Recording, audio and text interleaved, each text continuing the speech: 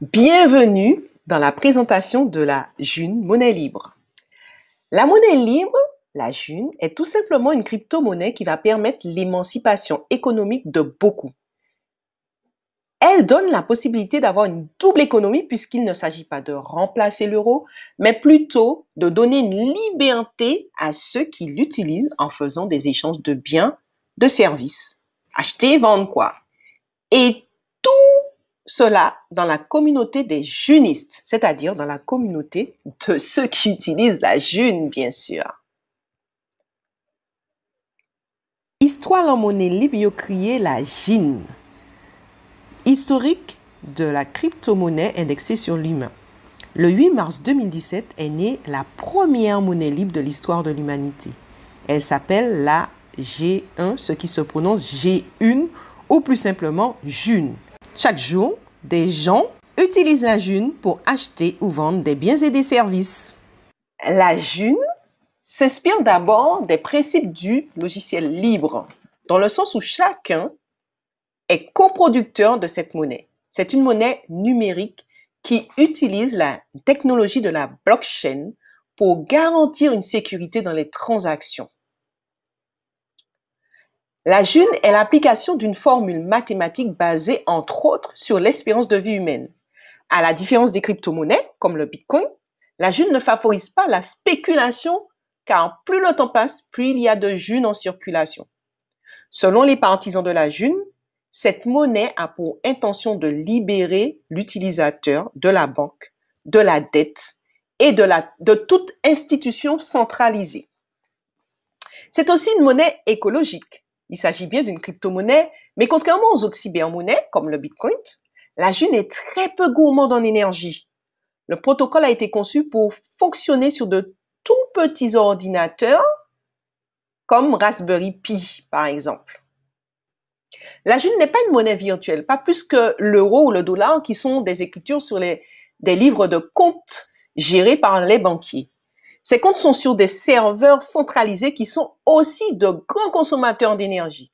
À l'inverse de l'euro ou du dollar, personne ne peut prendre la main sur la création monétaire et donc le coût de la monnaie, ni sur la mise à disposition de cette monnaie. Pour les partisans de la June, ce système décentralisé garantit un accès à vos Junes à partir de n'importe quel terminal connecté à Internet. J'insiste en disant que toutes les monnaies dettes sont fragiles car elles sont sujettes à un crash boursier, à une chute de leur valeur et elles emprisonnent les gens selon la valeur qu'elles ont chaque jour. Elles emprisonnent les gens dans leurs mouvements, dans leurs activités économiques quotidiennes. Comme elles emprisonnent les gens, Stéphane Laborde a échafaudé un système monétaire libre. Vous entendrez parler de théorie relative de la monnaie ou encore du temps, du dividende universel, de la liberté de moyens, de mouvement, de penser pour tout un chacun. Donc, je disais donc que Stéphane Laborde, qui est un mathématicien, a échafaudé la théorie relative de la monnaie et cette théorie a permis à des développeurs de créer une monnaie libre appelée la June. Ces différentes questions ont donné lieu à 4 libertés axiomatiques.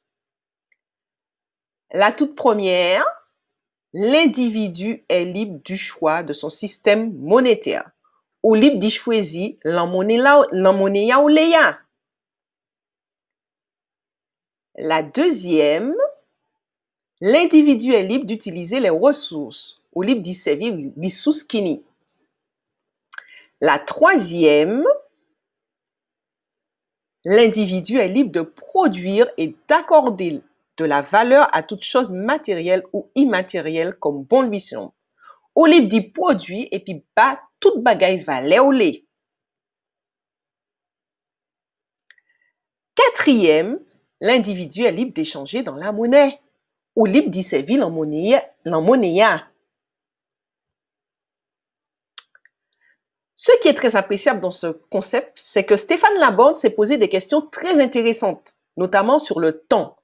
Ce qui m'a plu particulièrement, c'est de pouvoir déterminer le temps qui donne de la valeur à quelque chose. Parce que l'unique base sur laquelle tout le monde est égal, c'est le temps. Donc, le temps ne change pas, le temps est immuable et les choses vont prendre de la valeur ou se déprécier en fonction de leur exposition au temps. On va considérer que telle matière a plus de valeur qu'une autre parce que telle matière aura été travaillée pendant plus longtemps qu'une autre. On va considérer que tel matériau a plus de valeur parce qu'il dure plus longtemps dans le temps. Donc, il a une durabilité intéressante. Le nombre d'utilisateurs donne de la valeur également à ce matériau. L'homme se base uniquement sur le temps, donc sur son propre temps aussi. Stéphane Laborde a pondu donc sa théorie à partir du temps, notamment l'espérance de vie humaine, mais pas que. Ce qui rend tous les humains qui en font partie égaux sur cette monnaie libre. Il a pris une moyenne de 80 ans et c'est à partir de cette moyenne de 80 ans et d'autres facteurs, bien entendu, qu'il a réfléchi à cette théorie relative de la monnaie. Depuis de nombreuses années, avec Sarah Onia, nous cherchions et nous réfléchissions à un tel système économique. Un système qui permettrait l'égalité au niveau monétaire. La seule différence serait la véritable production de chacun. Et la June a croisé notre chemin. Cette théorie qui donne lieu à la June, la théorie relative, produit un dividende universel que l'on peut représenter par un sac. Ce sac grossit proportionnellement au nombre de junes produits en fonction du nombre d'utilisateurs de cette june. Cette proportion, le sac, qui est le dividende universel, et la june, qui n'est autre que la monnaie elle-même, est tout simplement fantastique. En termes de concept, puisque ça permet à un individu de pouvoir penser en termes de dividende universel et de pouvoir penser en termes de june à la fois sur la partie relative et à la fois sur la partie quantitative. Ça permet aussi à ceux qui souhaiteraient développer d'autres monnaies de pouvoir le faire. Donc, ça donne véritablement une liberté de moyens, de mouvement, de pensée à tout un chacun. Après toute cette introduction un peu technique, je vais te parler maintenant de la communauté et comment en faire partie. Première étape. Pour débuter, voici la première étape. Il est possible d'avoir un compte portefeuille, un compte non membre qui permet de faire des transactions en June. Ce qui veut dire qu'il faudra produire et vendre ou acheter. Lors de l'ouverture de ce compte non membre, une clé d'unitaire est générée.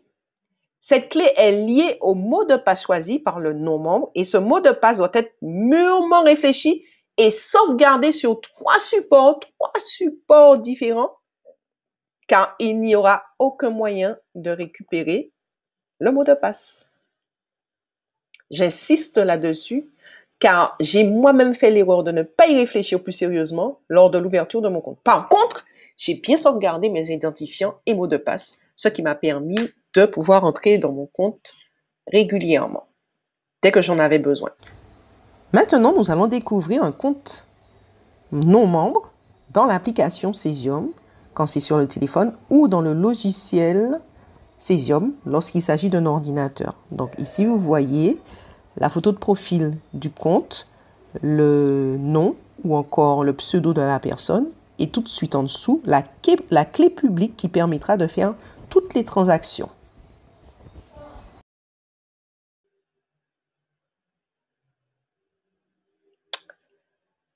Deuxième étape. Nous avons un panel d'outils à notre disposition pour échanger en June. J'échange. J'ai un bien, dès que vous voyez un G devant, on sait déjà que c'est la June. J'échange, j'ai un bien et j'annonce sur nos plateformes en ligne pour vendre et acheter des biens et des services version June de Le Bon Coin.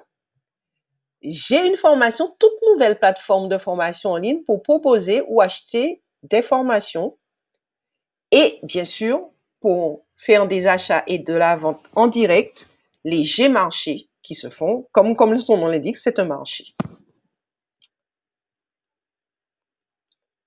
Ici, nous avons l'exemple de J'ai un bien.com, avec lequel nous pouvons effectivement voir par région toutes les annonces. Il suffit de cliquer sur la région qui nous intéresse et nous voyons toutes les annonces qui sont disponibles. Nous passons à la prochaine étape, qui est celle de la rencontre des junistes. Joindre junistes à notre décollage l'amitié. Il faut rencontrer les membres de la communauté, soit physiquement, à travers des apéros jeunes, soit en visio. Il est très important, à mon sens, de fréquenter les visios des anciens membres régulièrement, car c'est là qu'on apprend les détails croustillants. Cette communauté s'est créée à partir d'une toile de confiance. Quatrième étape, il faut lire et connaître la licence qui est visible uniquement dans ton compte Cesium sur ordinateur. En bas à gauche, vous avez un globe appelé monnaie. Vous cliquez dessus et vous verrez apparaître la licence juste en haut. Je vous propose donc de lire quelques éléments de la licence rapidement pour que vous puissiez savoir de quoi il en retourne. Par exemple, licence de la monnaie et engagement de responsabilité. Toute opération de certification de nouveaux membres de June doit préalablement s'accompagner de la transmission de cette licence de la monnaie June, dont le certificateur doit s'assurer qu'elle a été étudiée, comprise et acceptée par la personne qui sera certifiée. Tout événement de rencontre concernant la June devrait s'accompagner de la transmission de cette licence qui peut être lue à haute voix et transmise par tout moyen.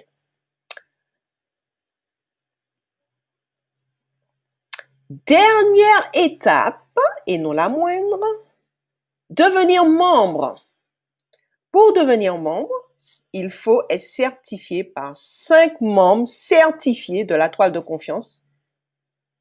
Et ceci arrive lorsque tu as parcouru toutes les étapes précédentes. Tu deviens donc co-créateur de la monnaie.